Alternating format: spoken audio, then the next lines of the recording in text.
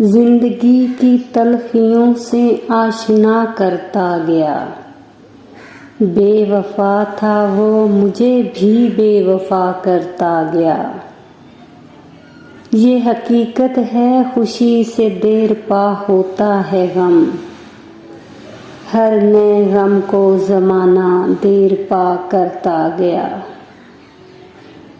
मेरे सर से खींच कर वो अपनी यादों की रिदा मुझको मेरे शहर में बेआसरा करता गया। रुक गया जब मैं तो गहरे पानियों की झील था, और चला तो जंगलों में रास्ता करता गया। मेरी कश्ती को डुबोया उसने साहिल के करीब। मेरी कश्ती को डुबोया उसने साहिल के करीब।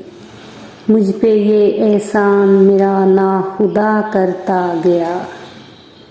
इत्तफाकन वो मिला और नागहां रुखसत हुआ। मुझको मेरी ज़ात से लेकिन जुदा करता गया।